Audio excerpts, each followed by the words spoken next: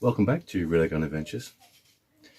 Beeman P17, otherwise known as the Beeman 2004 or the Beeman 2006. Based on the Beeman P3, which is a Wiehrauch HW40. Now this is Chinese. It's, I guess you'd call it a clone of the Wiehrauch, and it's really good. There's a couple of things that Beeman don't tell you, so I will. Let's have a quick look at it first. So it's polymer or plastic. It's reasonably light. I guess it's about, it feels like it might be a couple of pounds in weight. I might have to check out that actual weight, but it's not heavy, but it's nicely balanced, which is a bonus. We've got fibre optic sights, front and rear. It's not loaded and it's not cocked. I guess the styling's kind of, it's a bit of everything really. It's a military style 9mm auto with a look-alike slide. There's no particular gun that I can say this looks like, but it seems to have elements of quite a few. This little bit of ventilation on the end here, this is taken directly from the Wiehrauch, and it's not actually decorative, it's a vent. I think it's an airstripper. If you look in the end there, you've got quite a good recessed barrel, which makes it look much bigger than it is. But there's an air gap between the barrel and the end of the casing, and that vent on the top. Now the trigger is metal, as it is on the P3 and the Wiehrauch. The hammer is metal, and the safety is metal. Ambidextrous stock, and ambidextrous grip, should I say, and it's a nice grip. It's got a real nice feel to it. Safety's on the left hand side. I'm holding it in my left hand for the purposes of the demonstration, but for right-handed shooters, which is most of us, that's a bit of a pain because it's an auto safety. It can be disabled, but I wouldn't recommend you do, because this trigger is incredibly light. It's also a really good trigger. Probably the best thing about this gun. Now it's a single stroke pneumatic. Takes a bit of oomph to close this thing up, and a lot of people refer to it as a t-shirt grabber because you tend to put it close to yourself to get that oomph on it and trap your t-shirt. Now the thing is, once it's closed and cocked, you can't open it until it's been fired. So if it's hooked on your t-shirt up here somewhere, you have to lay down and fire it into the ground to make it safe. But that side, let's have a quick look. So pull back the hammer, which is actually a catch. Lift the top slide, which is actually the cocking lever. Once you've done that, that's charged this chamber with air. We now need to compress that air. Now, Beeman say this is something like 28 pounds of force required. Do you know what? I think they're right. Anyway, that is now loaded and the safety is engaged. Now it's a pneumatic, so you can fire it dry, which I shall do. I'll fire it over there because there's nothing over there. Ready? Quite the hell, doesn't it? But that's because we're in a confined space. Outside, it's a nice quiet little gun. Now, for the Wiehrauch and for the P3, they have what they call a dry fire feature, which is a nice touch, and the idea is you can use that to get used to the trigger, because the pull on this trigger is incredibly light. You've got the first stage, which you can probably see, just take up that slack, and then literally it's a gnat's hair and it fires, which is really good for a pistol like this. It's a nice feeling trigger, it's a nice positive safety catch, and you soon get used to the fact that it's an auto safety. And to be honest, most people fire these with both hands, so the safety is easily reached. These fibre optic sights are superb. The sight picture is great. You really couldn't ask for more. They do this with a red dot, and actually this one did come with a red dot. I've taken it off. It wasn't a bad red dot. I took it off because obviously for cocking you don't really want anything on the top. Now while I'm doing this, I'm going to show you something. This is the dry fire mode. So you lift it as though you're going to cock it. It clicks. You close it. Safety's engaged. Disengage the safety. Now the interesting thing is, I didn't cock the gun, but it put enough air in there to fire it.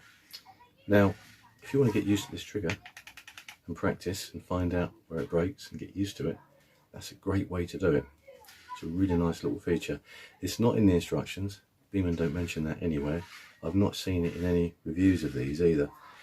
I'd imagine unless you're looking for it, which I was, you wouldn't even notice because you're already over here by the time that's happened. I've got to shut that again now. It's not too bad once you're used to it. Also, keep your hand flat.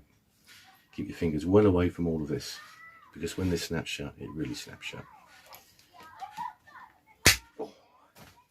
There we go.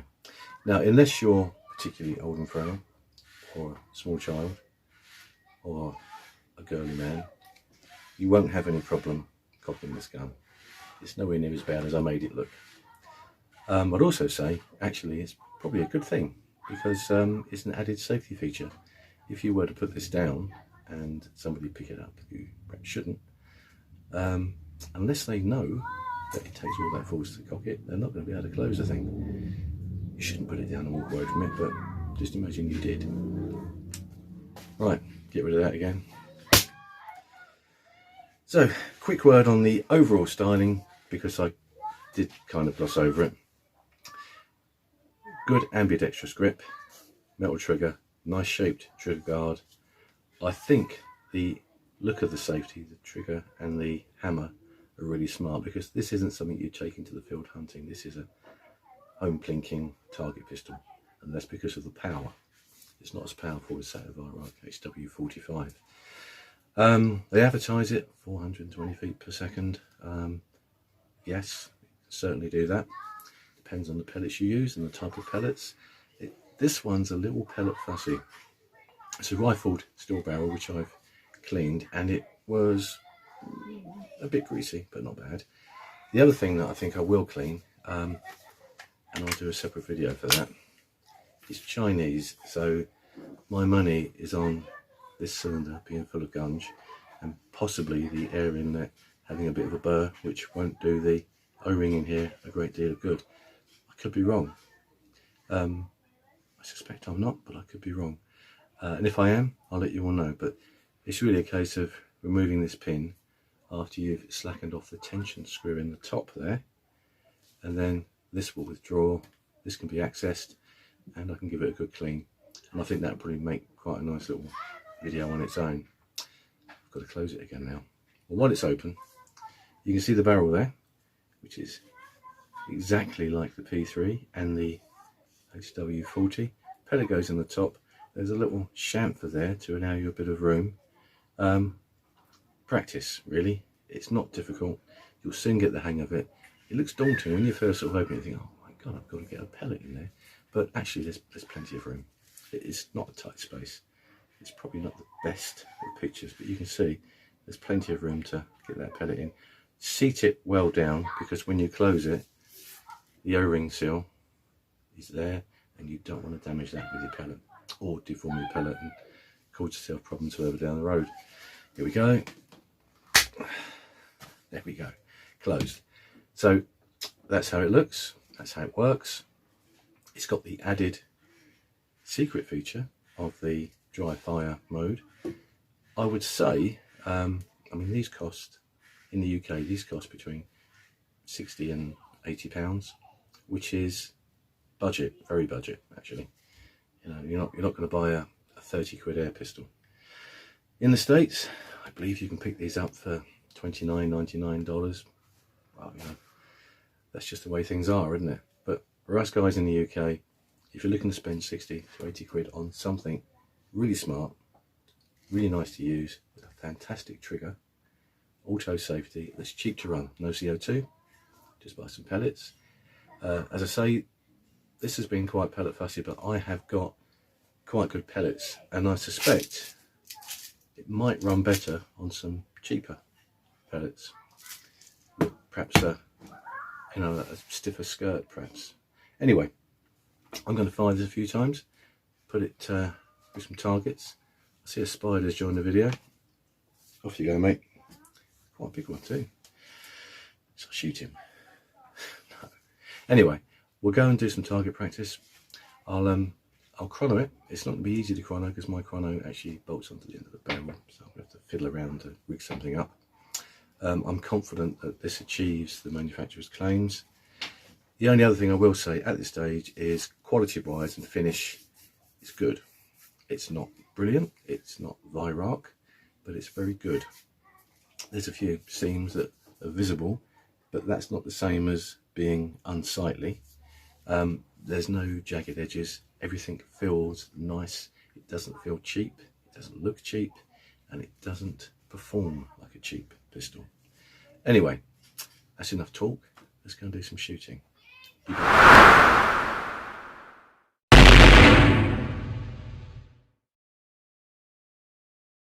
So here we go. There's some target results for you. These three were sighting in the rear sights, and once that was done, everything else went in these holes here. I think there's 8 or 9 in there, all fit within a 20 pence. That's 10 yards, freehand, standing. I'm really quite pleased with that. Those particular pellets were geckos, which they're pretty nice pellets actually, not very expensive, and they seem to fire really well out of that particular gun. Anyway, quick look at the chrono results and then a roundup.